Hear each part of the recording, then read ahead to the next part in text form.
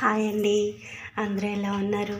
అందరూ బాగున్నారని ఆశిస్తాను. అందరూ బాగుండాలి. రెండు యూస్ఫుల్ టిప్స్తో మీ ముందుకు వచ్చానండి.